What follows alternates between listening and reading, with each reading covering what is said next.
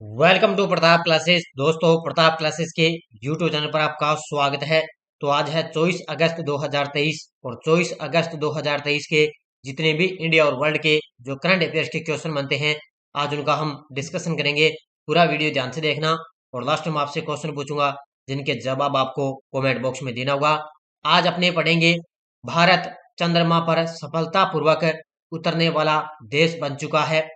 चुनाव आयोग का राष्ट्रीय आइकन किसे बनाया गया और नेशनल ग्रीन ट्रिब्यूनल यानी कि एनजीटी का नया अध्यक्ष किसे नियुक्त किया गया, इनकी आज हम चर्चा करेंगे। तो रोजाना आपको सुबह 6 बजे ये करंट की क्लास मिलती है, लेकिन आज किसी कार्य की वजह से आपको ये 7:30 पर आपको ये क्लास मिल रही है। तो सारे विद्यार्थी एक बार वीडियो को लाइक शेयर करेंगे और जो भी विद्यार्थी हमारे चैनल पर नहीं है जरूर आप चैनल को सब्सक्राइब करें और इसके पास वाले बेल आइकन का घंटा दबाएं ताकि हम जैसे वीडियो अपलोड करें उसका नोटिफिकेशन आप तक पहुंच जाएगा। तो स्टार्ट करें।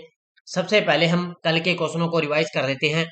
हाल ही में प्रिया मलिक ने अंडर 20 विश्व चैंपियनशिप में कौन सा पदक जीता? तो इन्होंने स्वर्ण पदक जीता। हाल ही में राष्ट्रपति ने किस शहर में मेरा बंगाल व्यसन मुक्त बंगाल अभियान शुरू किया? तो ये किया है कोलकाता में। कौन सा हवाई अड्डा डिजी यात्रा सुविधा पाने वाला पूर्वोत्तर का पहला हवाई अड्डा बन चुका है? तो ये गुवाहाटी का है। गोपीनाथ बोरदोलोई हवाई अड्डा बन गया है। हाल ही में G20 व्यापार और निवेश कार्य समूह की बैठक कहां पर हुई? तो ये हुई है जयपुर के अंदर। किस भारतीय स्कॉर्पिन सबमरीन ने सबसे लंबे समय तक तैनाती का रिकॉर्ड बनाया? तो वो है INS वागीर। एशिया के सबसे बड़े इंदिरा गांधी ट्यूलिप गार्डन के रूप में वर्ल्ड बुक ऑफ रिकॉर्ड में दर्ज इंदिरा गांधी मेमोरियल गार्डन कहाँ स्थित है? तो ये है श्रीनगर में। किस राज्य के मुख्यमंत्री ने दक्षिण पूर्व एशिया के सबसे बड़े अलवणीकरण संयंत्र की आधारशिला रखी? तो ये रखी है तमिलनाडु में। भारतीय विशिष्ट पहचान प्राधिकरण के पार्ट टाइम चेयरमैन के रूप में किसे नियुक्त किया? तो ये है नीलकंठ मिश्रा। हाल ही में चर्चा में रहा चक्रवाती तूफान हिलेरी ने किस देश को प्रभावित किया? तो ये किया है अमेरिका को। किस राज्य की मेटिकेला को GI टैग मिला? तो ये मिला है तमिलनाडु राज्य की। तो ये थे कल के क्वेश्चनों का रिवाइज। इसकी जो PDF है कोई लिंक है, सब सूचना आपको टेलीग्राम पर मिल जाती है। और कल आपको पता है कल मैंने चंद्रयान 3 की जैसे अपने सफलतापूर्वक वहां पर लैंडिंग हुई उसकी अलग से मैंने एक बड़े शानदार तरीके से आपको क्लास दी है। वो क्लास आप निरंतर देखें क्योंकि एग्जाम में क्वेश्चन आएगा उससे बाहर आपका क्वेश्चन नहीं जाएगा, क्योंकि लगभग आगे के एग्जामों में यहाँ से लगभग 2 से 3 क्वेश्चन पूछे जाने की संभावना बनेगी, क्योंकि चंद्रयान 3 बहुत ही चर्चा में है। इसलिए मैंने कल आपको पता है पूरे भारत देश बहुत गर्व महसूस कर रहा था कि एक भारत ने बहुत बड़ा इतिहास रचा है। उसने सफलतापूर्वक एक लैंडिंग कराई है चंद्रयान 3 की और ऐसा करने वाला पहला देश भारत बन चुका है। यानी कि दक्षिणी ध्रुव पर अगर लैंडिंग करवाने वाला पहला देश भारत बन गया, वैसे भारत चौथे स्थान पर है। अब देखो स्टार्ट करें आज की क्लास। पहला क्वेश्चन देखो आपके सामने। हाल में भारत चंद्रमा पर सफलतापूर्वक उतरने वाला कौन सा देश बन चुका है? हाल ही में भारत चंद्रमा पर उतरने वाला सफलतापूर्वक उतरने वाला कौन सा देश बन गया? तो ये चौथा देश बन चुका है। अब कईयों के दिमाग में होगा कि सर ये तो पहला देश बन गया। पहला देश ध्यान रखना दक्षिण ध्रुव की बात आए, ठीक है, अगर आए दक्षिण ध्रुव की बात आए कि दक्षिण ध्रुव पर उतरने वाला पहला देश कौन सा है, तो भारत आएगा। लेकिन सीधा ही आपसे पूछ ले भाई भारत चंद्रमा पर सफलतापूर्वक उतरने वाला कौन सा देश बन गया, तो वो चौथा देश बन गया। तो इन दोनों को बढ़िया तरीके से याद रखना। अगर दक्षिण ध्रुव आ जाए, दक्षिण ध्रुव पर पहली बार भारत देश ने उतारा है। वैसे तो चंद्रमा पर बहुत रूस ने उतार दिया, पहले अमेरिका ने भी भेज दिया वहां पर उपग्रह, चीन ने भी भेज दिया। इसके बाद में चौथा अपना देश भारत बन गया है। तो ये तस्वीर के अंदर आप देख सकते हो इस तरह कल शाम 6:04 पर इस चंद्रयान 3 की सफल लैंडिंग हुई थी। ये देखो तस्वीर के अंदर देखो मुख्य तथ्य। भारत ने 23 अगस्त 2023 को अपने चंद्रयान 3 मिशन को चंद्रमा की सतह पर सफलतापूर्वक उतारा है, जिससे वह संयुक्त राज्य अमेरिका, रूस, चीन के बाद ऐसा करने वाला चौथा देश बन गया। यानी कि पहले अमेरिका है, दूसरे पर रूस है, 3 पे चीन है और चौथा भारत देश बन गया। लैंडर विक्रम ने चंद्रमा के दक्षिण ध्रुव को छुआ और एक ऐसा क्षेत्र जिसकी पहले कभी खोज नहीं की गई थी। ये देखो आ गया ना, पहले जिसे किसी देश ने की खोज नहीं की थी और ऐसा करने वाला पहला भारत देश बन गया। और इस लैंडर का क्या नाम था? विक्रम। ये सारे मैंने उस क्लास के अंदर करवाए हुए हैं, बढ़िया तरीके से देख लेना। भी रोवर क्या होता है, लैंडर क्या होता है, सब मैंने आपको करवा दिए। आने वाले दिनों में रोवर प्रज्ञान के लैंडर से बाहर निकलने और चंद्र सतह की खोज शुरू करने की उम्मीद है। यानी कि चंद्रमा सतह की वो खोज करेगा, उसको शुरू करेगा, भी उसमें है क्या क्या कुछ नहीं है, सारी उसमें वहां की जानकारी इकट्ठा करेगा। अगला क्वेश्चन, हाल में 15वें ब्रिक्स शिखर सम्मेलन 2023 किस देश की मेजबानी में प्रारंभ हुआ है? हाल ही में 15वें ब्रिक्स शिखर सम्मेलन 2023 किस देश की मेजबानी में प्रारंभ हुआ? मैंने आपको बताया जो 15वां ब्रिक्स सम्मेलन है वो कहां पर हुआ है? दक्षिण अफ्रीका की मेजबानी में हो चुका है। तो ये 22 से लेकर 24 अगस्त, यानी कि 22, 23 और 24 अगस्त 3 दिन 15वें ब्रिक्स शिखर सम्मेलन 2023 का आयोजन कहां पर किया गया? दक्षिण अफ्रीका के अंदर किया गया है। और वहां से कल हमारे देश के पीएम मोदी भी वहां पर दक्षिण अफ्रीका में है, और वहां से वीडियो कॉन्फ्रेंसिंग के माध्यम से उन्होंने चंद्रयान 3 को बधाइयां दी थी, वहां के वैज्ञानिकों को बधाइयां दी थी। ब्रिक्स समूह में अब देखो, ब्रिक्स के अंदर 5 देश शामिल होते हैं। पहला ब्राजील, दूसरा रूस, तीसरा भारत, और चौथा चीन, और पांचवा दक्षिण अफ्रीका इसके अंदर शामिल है।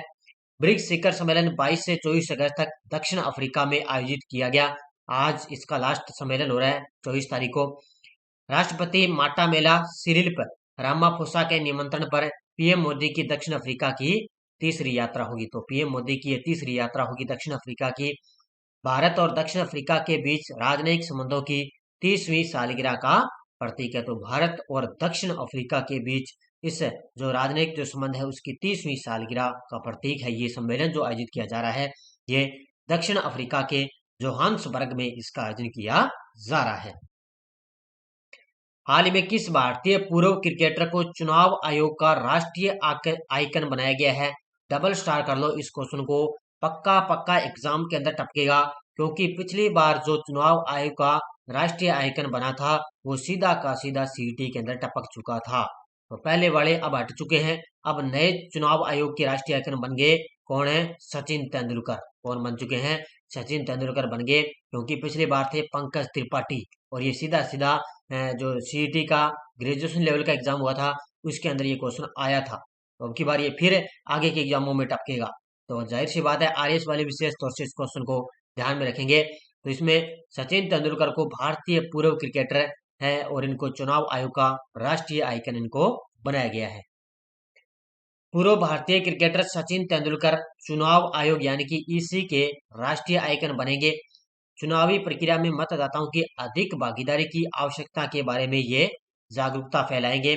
चुनाव आयोग ने पिछले साल अभिनेता पंकज त्रिपाठी को राष्ट्रीय आइकन के रूप में मान्यता दी थी। देखो पंकज त्रिपाठी है ना, ये पिछली बार सीटी के अंदर आया था इनका नाम है, और अब की बार सचिन तेंदुलकर अब चुनाव आयोग के राष्ट्रीय आइकन बन चुके हैं। नेशनल ग्रीन ट्रिब्यूनल यानी कि एनजीटी का नया अध्यक्ष किसे नियुक्त किया गया है? नेशनल ग्रीन ट्रिब्यूनल एनजीटी का अध्यक्ष किसे नियुक्त किया गया? तो ये नियुक्त किया जा चुका है किसको? प्रकाश श्रीवास्तव को। Option number D. ये तस्वीर के अंदर आप देख सकते हो, ये है प्रकाश श्रीवास्तव, और ये नेशनल ग्रीन ट्रिब्यूनल एनजीटी का अध्यक्ष इनको नियुक्त किया गया है। देखो, जस्टिस प्रकाश श्रीवास्तव को नेशनल ग्रीन ट्रिब्यूनल एनजीटी का इनको अध्यक्ष नियुक्त किया गया। ये पूर्व चेयरपर्सन जस्टिस ए के गोयल के सेवानिवृत्त होने के बाद न्यायमूर्ति शिव कुमार सिंह को कार्यवाहक अध्यक्ष नियुक्त किया गया था। तो ये शिव कुमार सिंह पहले कार्यवाहक थे, अब इनका कार्यकाल पूरा हो गया, लेकिन अब जस्टिस प्रकाश श्रीवास्तव हैं, ये नेशनल ग्रीन ट्रिब्यूनल यानी कि एनजीटी के नए अध्यक्ष इनको नियुक्त किया जा चुका है। नितिन गडकरी ने किस शहर में Bharat new car assessment program launch किया है? अपने सड़क और परिवहन मंत्री कौन है? नितिन गडकरी। उन्होंने किस शहर में Bharat new car assessment program launch किया? और ये इन्होंने किया है नई दिल्ली के अंदर। कहां पर लॉन्च किया है? नई दिल्ली के अंदर Bharat new car assessment program इन्होंने लॉन्च किया है। तो ये तस्वीर के अंदर आप देख सकते हो, ये है हमारे देश के परिवहन मंत्री नितिन गडकरी। देखो, Bharat new car assessment program यानी कि भारत एनसीएपी 22 अगस्त 2023 को नई दिल्ली में केंद्रीय सड़क परिवहन और राजमार्ग मंत्री श्री नितिन गडकरी द्वारा इसको लॉन्च किया गया। इस कार्यक्रम का लक्ष्य है भारत में 3.5 टन तक के वाहनों के लिए वाहन सुरक्षा मानकों को बढ़ाकर सड़क सुरक्षा को बढ़ाना। इसका मतलब ये है कि इन्होंने क्या 3.5 टन तक के वाहनों के लिए वाहन सुरक्षा मानकों को बढ़ाकर है सड़कों की सुरक्षा करना है। और ये प्रोग्राम 1 अक्टूबर 2023 से शुरू होगा। कब से शुरू होगा?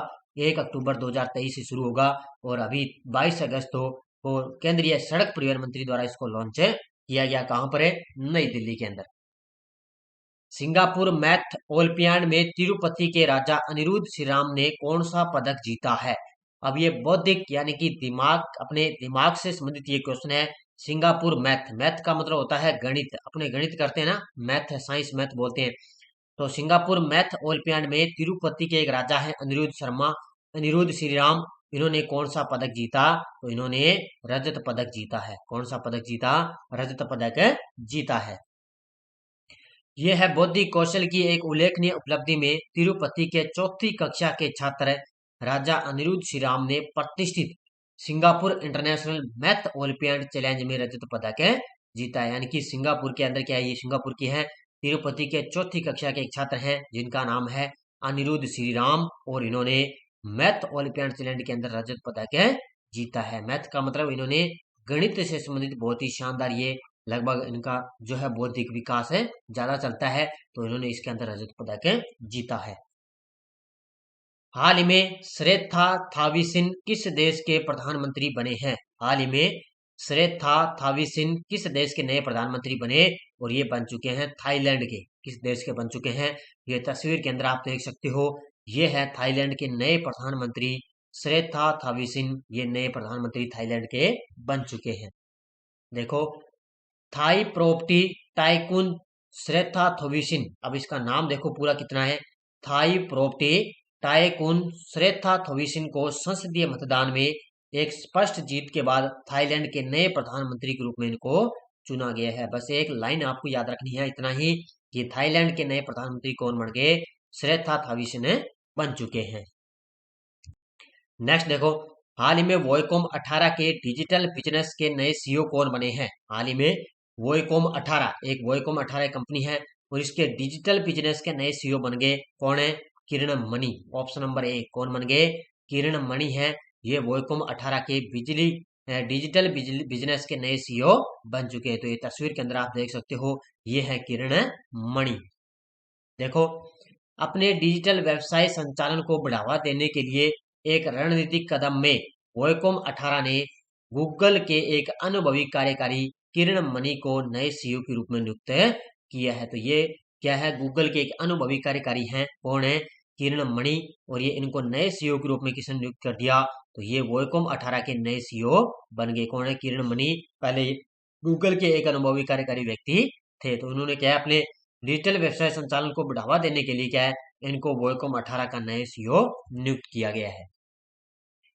किस बैंक ने यूपीआई इंटरऑपरेबल डिजिटल रुपया मोबाइल एप्लीकेशन लॉन्च किया है? किस बैंक ने यूपीआई इंटरऑपरेबल डिजिटल रुपया मोबाइल एप्लीकेशन लॉन्च किया? और ये किया है कैनरा बैंक ने। ऑप्शन नंबर बी, किसने लॉन्च किया है? कैनरा बैंक ने लॉन्च किया है। देखो, मुख्य तथ्य, भारतीय बैंकिंग क्षेत्र के अग्रणी खिलाड़ी कैनरा बैंक ने यूपीआई इंटरऑपरेबल डिजिटल रुपया मोबाइल एप्लीकेशन पेश करके एक महत्वपूर्ण कदम इन्होंने उठाया है।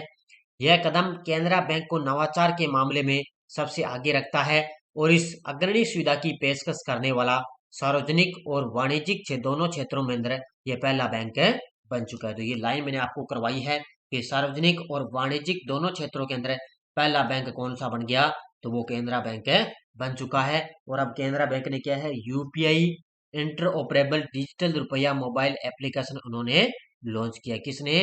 भारतीय बैंकिंग क्षेत्र के एक अग्रणी खिलाड़ी है जिसका नाम है कैनरा बैंक। पीडीएफ आपको टेलीग्राम पर मिल जाती है, वीडियो के डिस्क्रिप्शन में टेलीग्राम का लिंक है, या आप टेलीग्राम पे प्रताप क्लासेस सर्च करोगे तो हमारे टेलीग्राम ग्रुप को ज्वाइन कर सकते हो।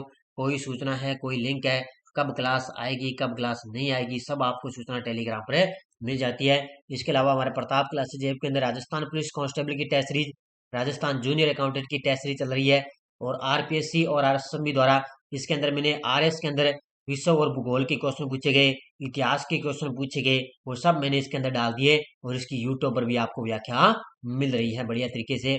इसके अलावा RSSMB संगणक की टेस्ट सीरीज, VSTC एग्जाम की टेस्ट सीरीज और सूचना सहायक की टेस्ट सीरीज तो आपको पता चल रही है, क्योंकि इसका एग्जाम सितंबर में एग्जाम नहीं होगा, अक्टूबर में माना जा रहा है इसका एग्जाम होगा, नई तारीख इसकी फिक्स होगी। इसलिए आपको लगातार अभी आगे फिर आपको आगे करंट पढ़ना पड़ेगा। और इसके बाद में आल एग्जाम 2023 के लिए इंडिया और वर्ल्ड की करंट अफेयर्स की चल रही है पूरे साल की। इसमें आपको जो संडे के दिन वीकली क्लास मिलती है उसमें आपको ऐप के अंदर टेस्ट मिल जाता है। अब देखो question answer question for you last video. विश्व एथलेटिक चैंपियनशिप 2023 का आयोजन किस देश में किया जा रहा है? तो ये किया जा रहा है हंगरी बुडापेस्ट के अंदर। बहुत सारे विद्यार्थियों ने शानदार तरीके से जवाब दिए, उन सभी को हार्दिक शुभकामनाएं। अब देखो क्वेश्चन फॉर यू, अंडर 20 विश्व कुश्ती चैंपियनशिप में लगातार 2 बार स्वर्ण पदक जीतने वाली पहली भारतीय महिला खिलाड़ी कौन बनी? प्रिया मलिक, साक्षी मलिक, अंतिम पंगाल? इसका जवाब आपको कमेंट बॉक्स में देना है। जाते जाते सारे विद्यार्थी वीडियो को लाइक शेयर करेंगे। और राजस्थान पुलिस कांस्टेबल की ऑनलाइन टेस्ट सीरीज चल रही है, इसमें आपको कंप्यूटर मिल रहा है, महिला बाल अपराध, राष्ट्रीय और अंतर्राष्ट्रीय करंट तीनों आपको लगातार है मिल रहे हैं। शेड्यूल माध्यम आपको टेस्ट भी मिल रहा है। और कल मैंने जो भारत के अंदर चंद्रयान 3 की एक सफल लैंडिंग हुई थी उसकी क्लास भी मैंने आपको बढ़िया तरीके से दे दी कि उसके निदेशक कौन है, कौन उसके अभियान के आयोजक रहे हैं, सब मैंने आपको करवा दिया। बढ़िया तरीके से उसको अध्ययन कर लेना क्लास उस, क्योंकि एग्जाम में आने वाले समय में यहाँ से 2 या 3 क्वेश्चन आपको देखने को मिलेंगे। तो जाते जाते सारे विद्यार्थी एक बार वीडियो को लाइक शेयर करेंगे। धन्यवाद। जय हिंद, जय भारत।